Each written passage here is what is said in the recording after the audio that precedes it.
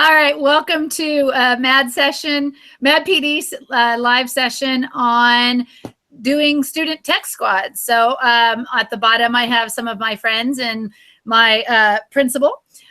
We've got Chris O'Brien, Jenny Goldman, Leslie Hatlin, Nettie Farrar, and Shannon Wrights. So they're all going to mute their microphones for me, and they'll join us at the end of the presentation to kind of add some questions and add to what how the Tech Squad has affected their classrooms.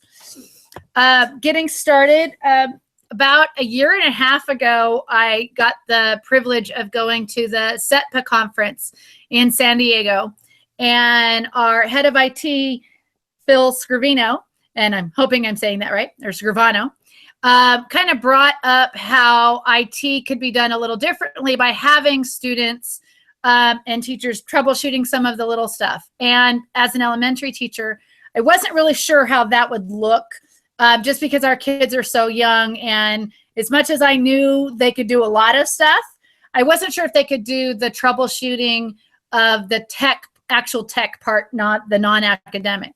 So I kind of let it simmer.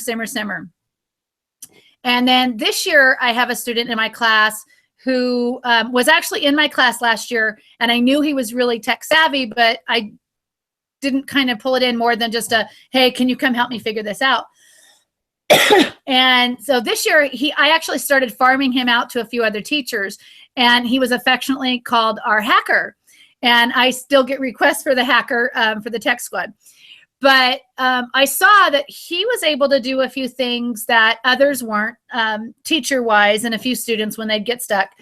And then it was Shannon, who's joined us at the bottom, who kind of said, you know what, he fixed something that IT couldn't figure out.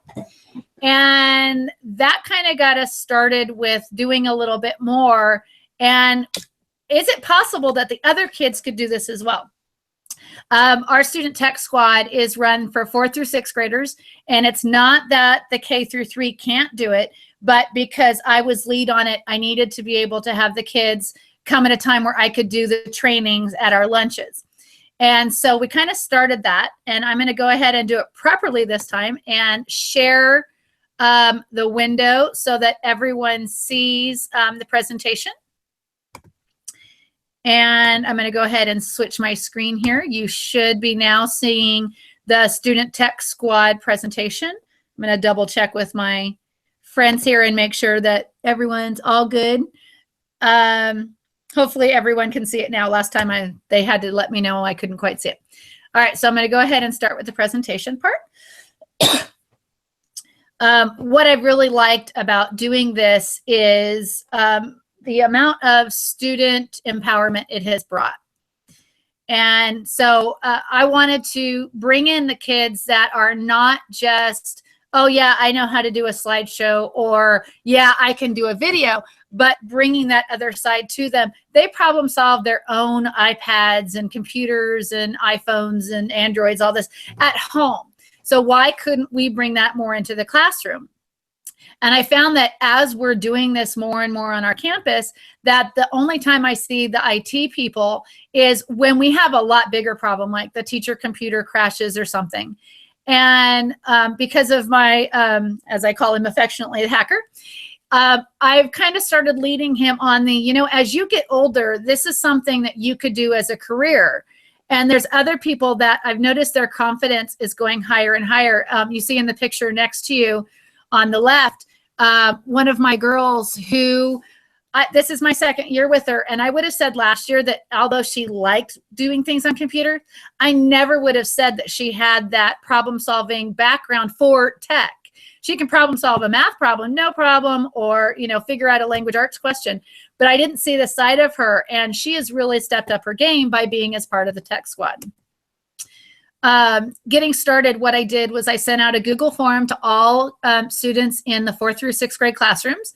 And it just basically said, are you interested in this? What kind of background do you have that you could help others? And are you willing to give up some recesses or lunches to do a training? Or, and what's your purpose of this? Do you know that if you leave class, you're still required to do the work that you missed? And I expected to have, 5 to 10 kids. I got almost a full classroom. I had 27 kids who originally signed up to do it. And I was just absolutely amazed in how this worked. Once I had figured out what students wanted to do it, I also asked the staff, because this was going to free me and my partner, who are our tech leaders on campus, to actually go into, or not have to go into the classrooms, leaving our classrooms if there's something that needs to be done. Say a kid's Chromebook screen freezes, or they flipped it upside down and the teacher has no idea how to fix it. They're in the middle of something. The class can't continue for that one student. And so we created this. And so I wanted the teacher's input on what we were going to do, how we were going to do it. And then I took the time to train all of the students. And at one point I just said, okay, how do you guys fix the issues that come up for yourself? And they led the training on at least one day of the 4 times we met at the beginning of this. And it was amazing, because now I know how to do some stuff that I didn't know how to do. Some of the stuff the staff and myself kind of came up with is we're a one-to-one school for Chromebooks. So we talked about how to problem solve those issues. We have smart boards. And so what could the students do to help the teachers with that? Wi-Fi issues where it was disconnected quickly from somebody's Wi-Fi. How could they get back on? We do have Google Goggles and the expeditions. So our students are the ones that lead all of those expeditions in terms of getting it set up, getting all of the equipment together, talking the teacher through how to use it the first couple of times. We also showed them how to do sound. We have audio systems in our classrooms, and then any software or website issues that may come up. Excuse me. In terms of the empowerment I mentioned, the student confidence in tech is just gone huge. Like I was talking about the little girl, I have many others that said, well, I want to do this, but I don't know what I'm doing. Could you help me? And they all know how to do so much more than when we started. It leads to future skills in tech, the community service aspect of you're not just helping out your teacher for your classroom, you're going around the campus and helping all kinds of people. I mentioned my ability to learn from the students. My own son is in the tech squad, and we get there before school, and I got a request for tech help the night before. And so I sent him before even school started and said, okay, you know how to fix this. I know you do. Show the teacher how to fix it so if it comes up again. And so if the teacher wanted to, he would teach her as well how to fix that issue. I am way out of my classroom a lot less this year since I implemented this than I was last year in a lot of the tech problems that come up. And the IT, like I said, is only out like if a computer crashes or something big. That's pretty much all that I had for that. If you want to have the link to the presentation, it's a goo.gl, capital M, capital B, capital N, little v, little a, capital U. So you can access, kind of just see what we did and have this back again. And I'm going to go ahead and join back here with my friends and see if there's anything. They don't have anything on chat that I forgot this time. Yay, that means you could all see the presentation. Is there anything that you guys would like to add? Like, Leslie, I know you have a bunch of the Student Tech Squad kids in your class.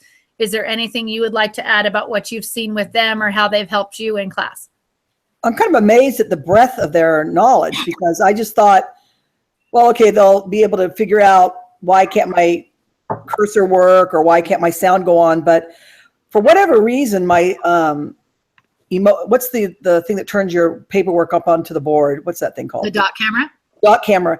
It always shows things upside down. And all I have to do is say Tech Squad, and I've got 4 kids surrounding me, sometimes even 5 kids surrounding me, showing me how to fix it. And the funny thing is, at the very beginning, they didn't even know how to fix that particular issue, but because they had enough knowledge in tech issues, they were able to problem solve their own solution and came up with a solution within 15 minutes. I mean, it was, I don't even know if I even sent you the form on that one, but it was. Yeah, I think you did. Yeah, sorry about that, but. That's okay. Just having the kids trained in basic tech issues has made them able to problem solve even more sophisticated tech issues. Right. So And that's one of the things as teachers that we want them to be able to do is not just problem solve through the basic understanding of academics, but apply it to things outside of school. So I think it's great that you're seeing that in your classroom. And Nettie is commenting that this generation knows way more about tech than she does, but she's becoming more of a techie. And I love that. Chris, you want to share your experience with the kids? Yes, I have some of the tech squad in my class. And I was having trouble with my smartboard one day, and one of them just got up and pushed all these buttons and fixed it and said there, because it was driving him crazy. What it was doing was the marker. Was that the hacker? Yes, the hacker. One of the, on the right side of the board, when I would try to write, it would be just dots. And it drove him nuts, and it drove all of us nuts, but I didn't know how to fix it. And he just got up and he fixed it. And it was like, now it's better. So it's really cool to have them know how to do things in the classroom and can help you when you don't really know what to do. Yeah, and that part I think is also help. So I know a lot more teachers are may not be asking the kids, how do I fix this? But they're watching. And just like the kids watch us fix things, the teachers are becoming more techie themselves just by having students come in. Shannon, you want to talk about how you have it for, because you're a lower grade kindergarten teacher, how the upper grade students are coming into your classroom? Yeah, my situation's a little different than Leslie because, first of all, I'm in a different building. So I don't have the kids, the older kids right there to say, tech squad, come up here and help me fix this. So, well, the easiest thing for me to do is to text you if I have a situation I need right then, which is all the time. And then I put in the Google form. Right. But it happens a lot because I have 27 kids by myself, and with little ones, kindergartners, they're constantly, clicking things and touching things that, just to try different things. And sometimes I ask them, how did you even get on that? And they don't know, and I don't know. So I have to get the hacker over or some of the other kids, and they immediately come over and fix the issue. And sometimes I have time to look at what they're doing and to ask them for, to let me know how they did it so I know for the next time. But a lot of times I don't have time, so I just ask them to fix it, and that's it. But right. And what I love is that I know that both you and our TK teacher are asking not just for troubleshooting, but you've asked, you have Tech Squad to help you install certain programs into your bottom toolbar so that your kids, it's already done. You haven't spent an hour and a half putting like Seesaw on for all of your kids to make it easier for your students. I can send 3 or 4 of my Tech Squad in. They do it for the teacher so that the very next day, if the teacher or later that afternoon wants to use that, the younger kids have access to everything without having to know how to navigate all the way around the web yet, because we do want them there. But as 5-year-olds, it's not always something easily done when you have that large of a class. So I love that you're utilizing it, not just to help problem solve, but to help make it easier for both you and your students. Right. That's been a huge plus for me because kindergartners, we can do it. They can log in, they can type in username, passwords, all that, but it takes a long time when I get new programs. So when the Tech Squad comes in, they do it. It probably takes them 20 minutes or less. They get all the Chromebooks out, get them all logged in, put it on the shelf or bookmark it, and it's done. And then the kids just have to click on their program. So that's been a huge help for me. Perfect. I see Jenny's joined us again. Jenny, did you want to add anything about what you see around campus with the Tech Squad or anything? Sure. I kind of put it in. Can you hear me? Yep. Okay, great. I kind of put it in the notes there, but there's so many different things that have come out of this, having the Student Tech Squad. Loving that it builds the students' self-confidence, the kids who are participating on the Tech Squad. That's amazing. definitely love seeing the younger kids look at those older students as role models, and it tells them that they can do it too. And with them being even younger, like I can't even imagine what the kids in Shannon's class are going to be doing in a few years, because there they are in kindergarten and they're already so technologically proficient. And then obviously reducing that reliance on the district tech department to come out is huge. That increases the teachers, because you haven't lost out instructional time because you're having to mess with your computer or get a Chromebook. I mean, benefits to this. I think the biggest part for me, I'm really surprised. I know you're jumping in while you're driving, and I think we're having a little bit of a tech issue with the sound, or at least on my end, I'm not hearing what you're saying. Okay. For that last little part of being the biggest benefit. Can you try and repeat that? The biggest benefit of all, can you Yeah. hear that? Yeah. To me, has been seeing how many different problems that Tech Squad has been able to solve. Right. It's, Yeah, and it's, that was way beyond what I expected when we started this. I expected, okay, here we have a lot of the kids turned the positive, negative aspect on their Chromebooks, and now everything's in a weird neon thing. And I expected little stuff like that. And I mean, they can troubleshoot so many different things that go wrong that we're never going to be able to train them in advance for, because we don't know what's going to happen. And going back to the whole role model thing, it was very cute. I shouldn't say cute, but I was very proud that I saw the kindergarten kids from Shannon's class teaching the JK kids how to use the computer. And so they're already being kind of like a little mini tech squad and tech buddies for younger kindergartners. And now, so when they get up to where I am in the upper grade, how much I'm going to have to step up my game, not just in academics and how we use tech differently, but in that whole being able to troubleshoot, because they're going to know so much more doing it at 5 years old than they're going to know when they get to be 10. And I love that. the Google Expeditions. Yeah, we talked a little bit about how the tech squad kind of gets it set up for the teacher, walks the teacher through it their first couple of times, and is able to kind of start the whole thing. And they know how to switch Wi-Fi for that. They have to find and make sure the right expedition is downloaded, set up the phones. They are doing more than just, okay, here's the equipment that you need. They're really taking ownership of that. And honestly, that has become our biggest part of Tech Squad, is setting up the Google Expeditions, because kids are learning how to troubleshoot a lot of their own issues on the computers in the classrooms after watching the Tech Squad once or twice fix that same issue. And so it's really kind of empowering the whole school to be more tech savvy in the back end part of the tech, not just the academic front side. I think probably half the teachers on campus who are using the Google Expeditions probably would have not started without Tech Squad. Oh, I know. Yeah, I agree.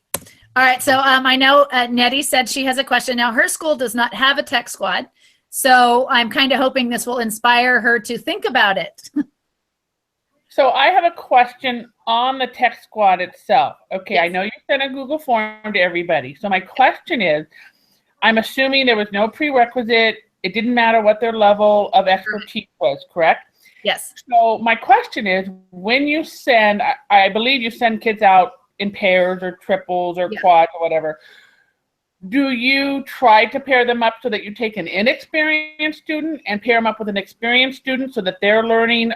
Do you know, I guess my question is, do you know their expertise level, and then do you send them out accordingly?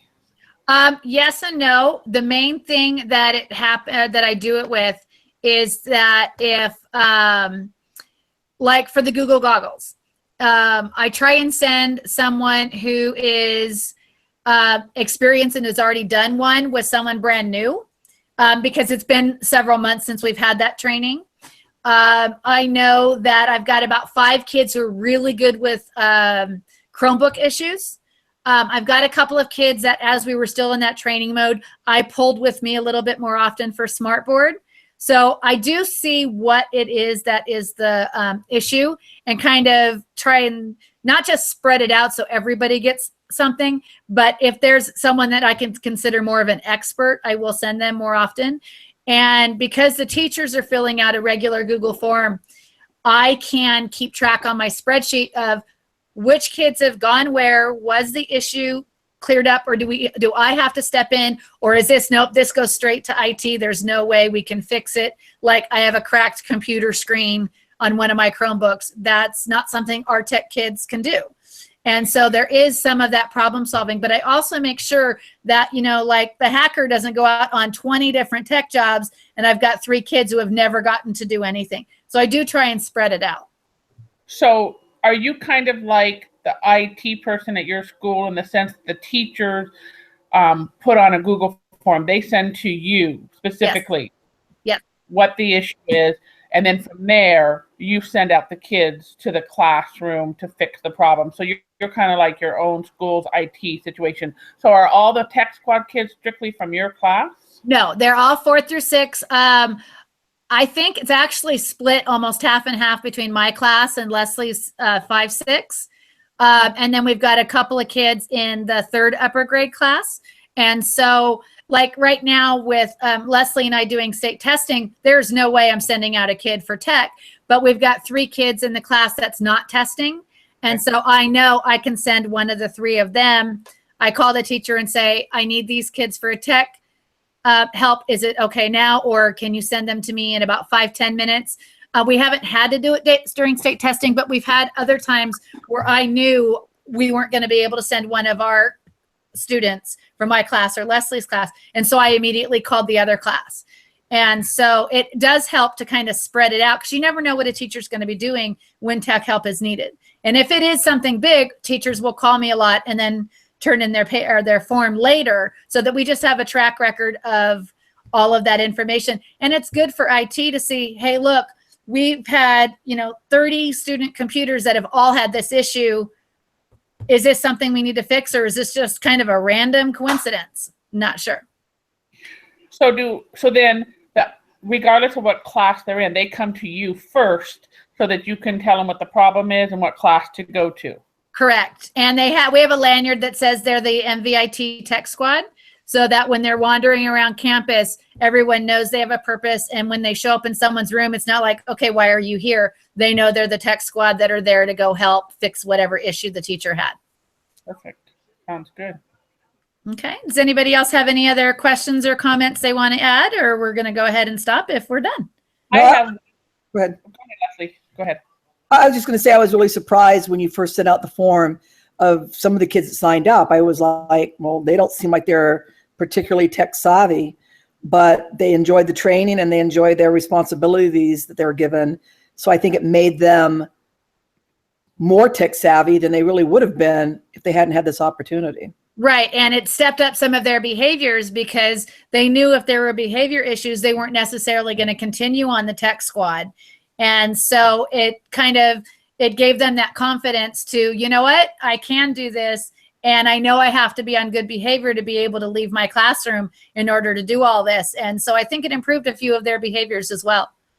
And for the Google goggles particularly, they're responsible for some very sophisticated equipment without direct supervision of an adult for the first 5 to 15 minutes of the lesson, and maybe the last 5 to 15 minutes of the lesson. So it's really made them understand what it means to be a responsible person. It's been fantastic. I would agree. And, because we do the Google goggles outside, kind of to the side of my classroom, they are checked on regularly to make sure that they're doing what they're supposed to do and they're appropriate with the equipment. I want to make sure it sounds like we're not doing it totally unsupervised. There is some supervision there, but they are responsible for doing it and really stepping up their game. Nettie, you had one more? Can I ask a question that's a little off topic to Shannon, but it's still tech related? Sure.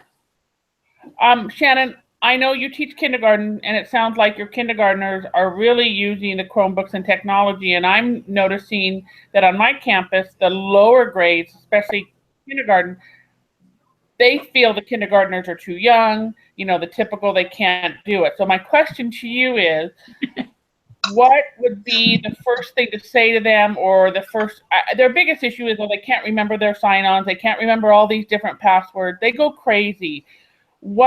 How did you make it so easy for yourself as a kindergarten teacher? I guess I could say it wasn't easy Okay. at the beginning, but I just had to make myself do it. I had the Chrome cart sitting in the corner for the first 3 weeks of school going, oh my gosh, what should I do? I don't know what to do with these. How a 5-year-old's going to do anything on here? Okay. And I just basically had to pass them out. And the beginning, I was there on the weekend with my husband, and we were putting in all the usernames and passwords and getting them set up, because I wasn't even sure how to get the kids to do that. And so I wanted to have everything set up for them. And then later found out, oh, they could have done that easily, which I'll do next year. Mhm. It's a matter of starting it, making yourself do it, take the risk, put them in the kids' hands, and they'll go from there. I mean, looking back from when we just started back in September, they've really come a long way, where they're very fluent on the computers now. And I was just thinking in my head, tomorrow Monday? Yeah, tomorrow on Seesaw, my kids are going to be typing a sentence about what they're thankful for about their moms. And then they're going to draw a picture of them and their mom. And then I'm not going to approve them until Sunday, Mother's Day. And then when I approve them, the notifications will get to the moms on Mother's Day. Nice. And then they'll be able to hear the recording, because the kids are going to read the sentence with the recording, their child on Mother's Day. And I was Very thinking, how cool is that? I love but- that. That is very cool. Great idea. Okay. So I'm hearing just baby steps. Just don't ignore it. Don't not do it, but just embrace it in little baby steps, one step at a time. Just like I've been doing, obviously. Exactly. They can do it. Yeah, I had to teach myself as I went along, and they can do it, and with support of other teachers and people who push me, like Diane. Then As Corey likes to say, it's a gentle nudging. yes, gentle nudging, and I was able to do it. Perfect. All right. Thank So thank you everybody for watching. And I'm going to have my link up if you want more information on the video. And please contact me if you have any questions. Thank you, everybody.